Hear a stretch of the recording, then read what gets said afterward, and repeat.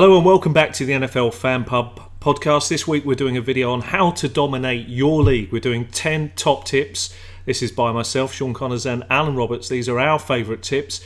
We've agreed on the order of these tips and Alan's going to start us off. Okay, and number 10 is be prepared. So when you're drafting, make sure you've gone onto Fantasy Pros and used the draftwizard.com to practice drafting from different positions so you don't get a surprise when you're drafting.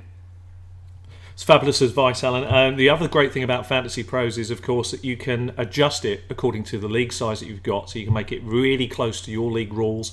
You can set up everything, including whether it's got an extra quarterback. Maybe you're playing in a 2-quarterback league, or perhaps it's got extra bench spots. All of that is tweakable on that system. Or it's PPR. It could be.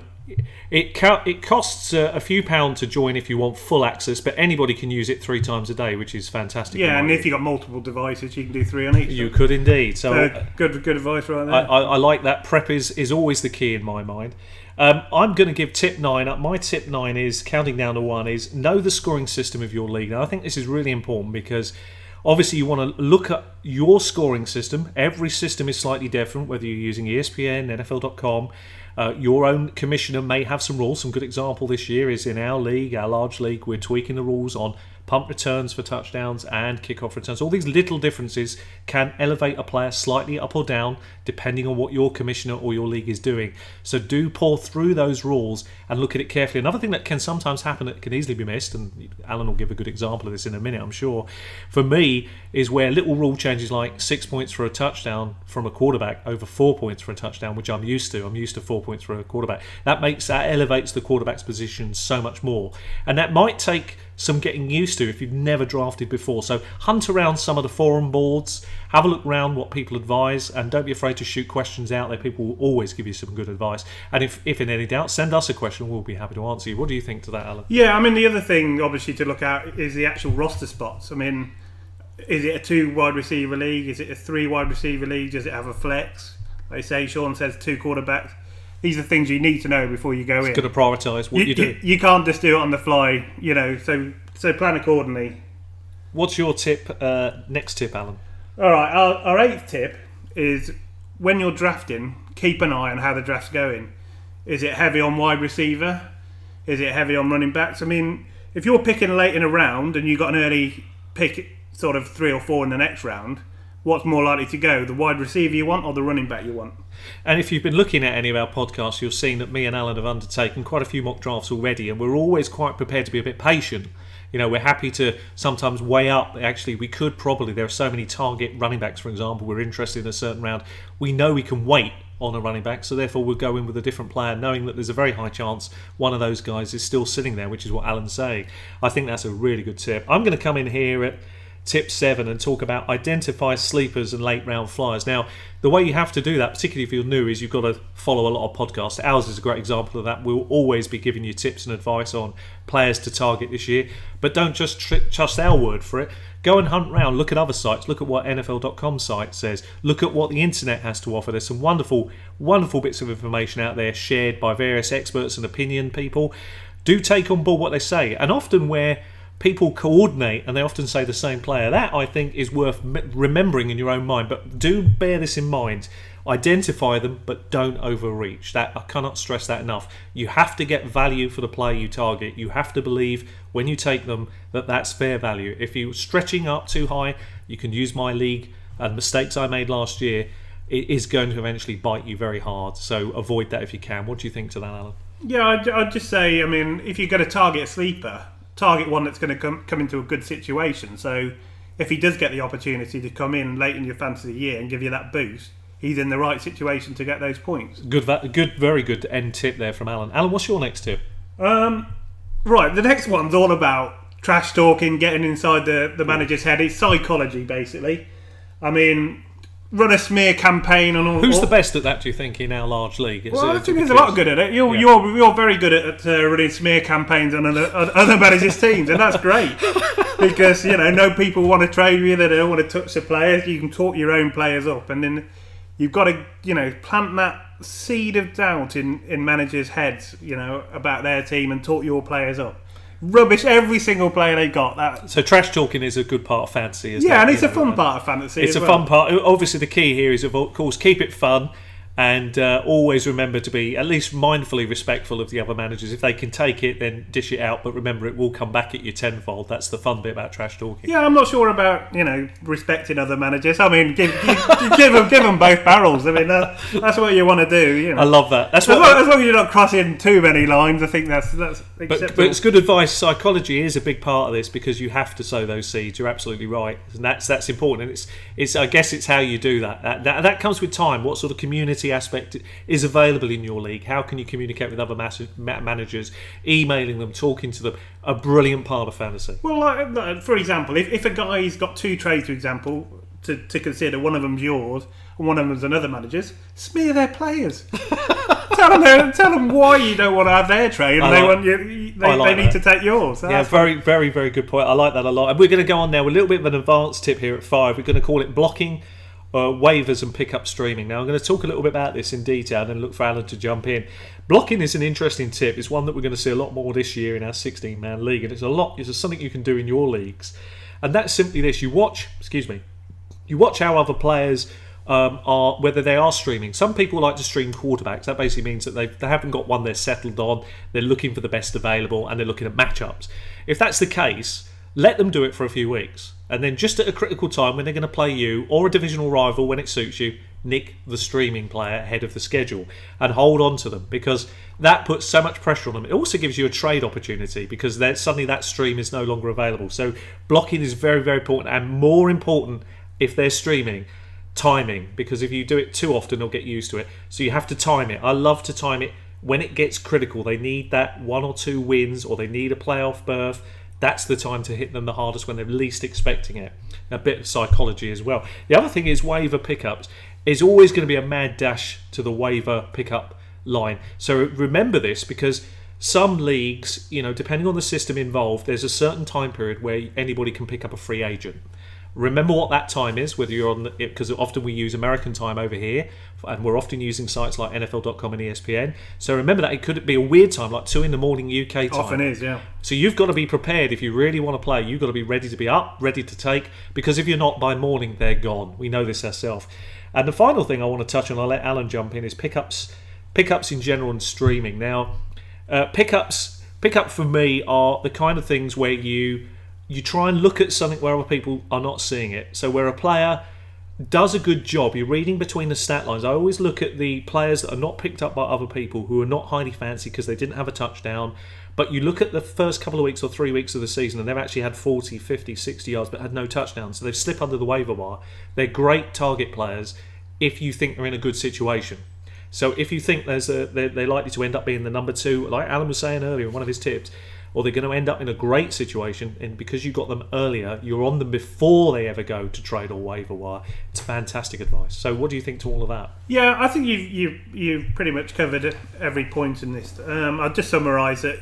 Like Sean said, be ahead of the game. Look 2-3 weeks in advance at the waiver wires and the situations and matchups that are likely to be out there. So you know who people are going to be looking for. You can block them. See, a lot of people just look at the next waiver wire just a week ahead, and if you're ahead of the game, that gives you a big advantage. Brilliant, Alan. And what's your number 2? Sorry, your number 4. My number 4 is strength of schedule. Excellent, yeah. Basically, you've got to look at who's going to have an easier schedule. It changes every year. There's plenty of sites out there. You can Google it, strength of schedule.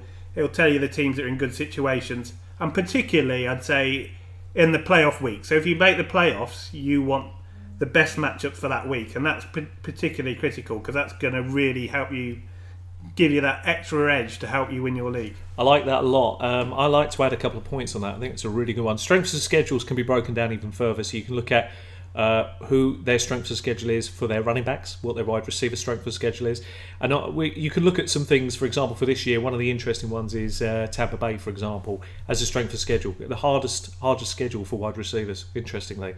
So you can use this information, because if you're thinking you're debating 2 players and they're very close, strength of schedule can make the difference between who you choose and the reasons why. Some players are pretty much schedule immune. It doesn't matter who they play; they're just excellent players.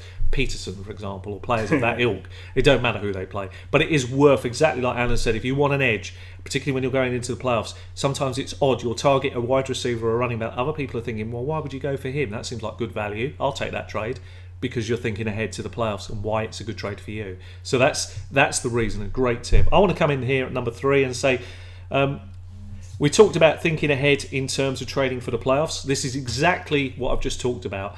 I've just mentioned it, basically. I'm always thinking ahead to the playoffs. Now, last year I didn't have a chance to think ahead to the playoffs, but you should be. If you're in with a chance to get to the playoffs, you should always be planning ahead to them.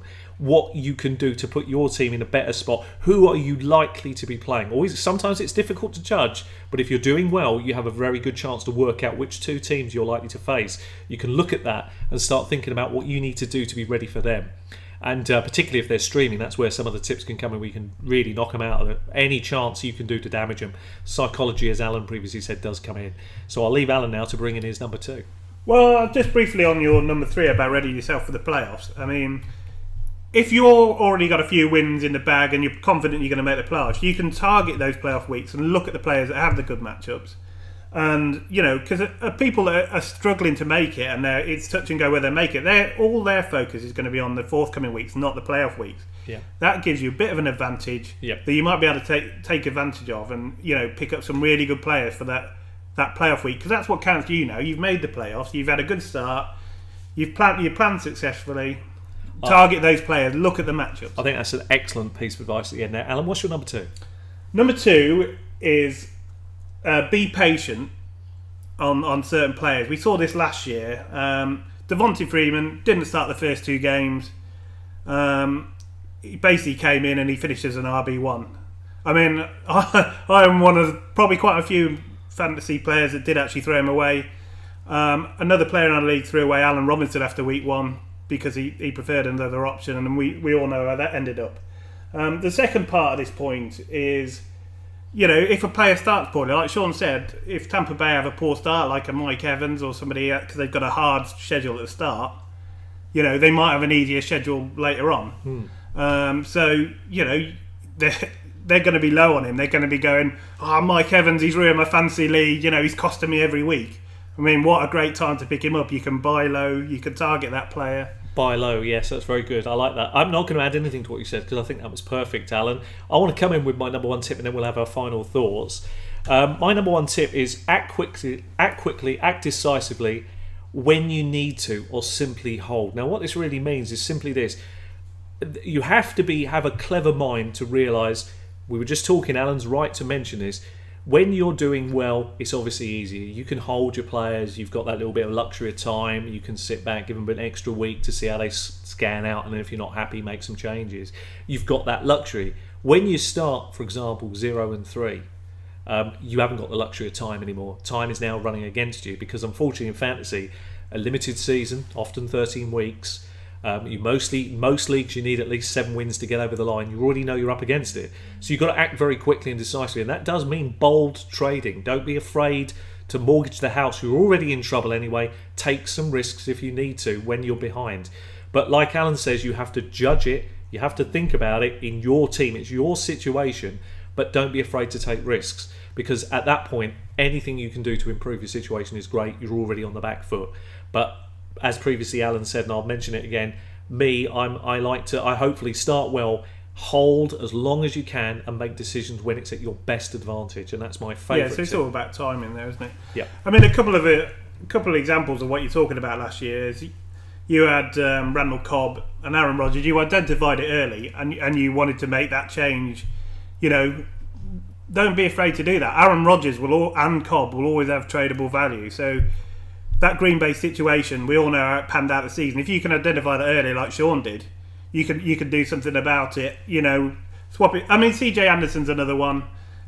He started terribly last year, but as long as you don't leave it too long, he's still got some tradable value. Absolutely right. So these are the things we're talking about. Don't be afraid to think about these things, and act quickly and decisively if you need to.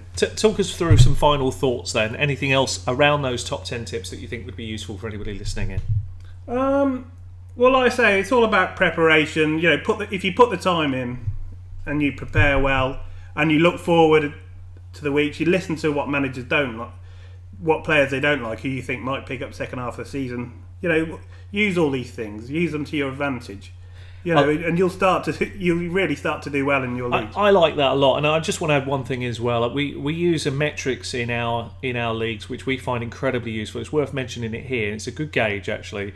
In our large league, so we are talking about a 16-man league here, and it's as easy to scale down, and it's worth putting at the end of this tips video. We know that to get over the line for the playoffs, you need a minimum 7 wins. You need a winning season. And we know that works every single year. Of course, there could be several teams who've got 7 wins, and maybe it comes down to, you know, points scored or schedule. But at least you know a winning season is required. That's very important when you're thinking about the tips we're given. The other thing as well is there's a metrics we use in the large leagues, which is easy to scale up. I say this all the time, and I think Alan will spell this out as very accurate.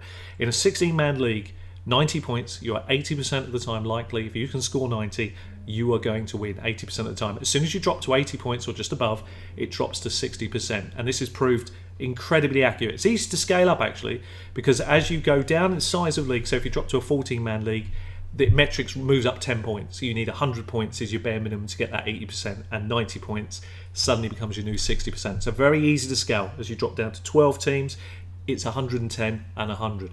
Very simple, and I promise you works every single time. Would you agree with that? Yeah, so it's all about building a consistent team, like you say, that are going to give you the points. We'll talk about that in another video. Building that team.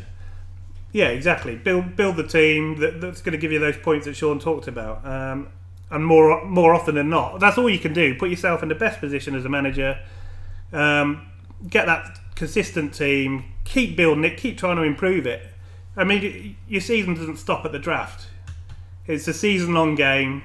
You know, make use of it. You know, plan ahead. Look at everything. We hope that you found this video useful, and it's been an absolute pleasure to give you our top 10 tips and some advice around it. I'll leave you with this final thought, which is absolutely true. The one thing you cannot do in the draft is win it, but the one thing you can definitely do in the draft, and I speak from experience, is lose it. So bear those tips all in mind when you go into your drafts. Thanks for watching. Okay, so if you're still watching at this point, please leave a like on the video and subscribe. We've got plenty more content coming out. Check out thefanpub.com, and thank you very much for listening.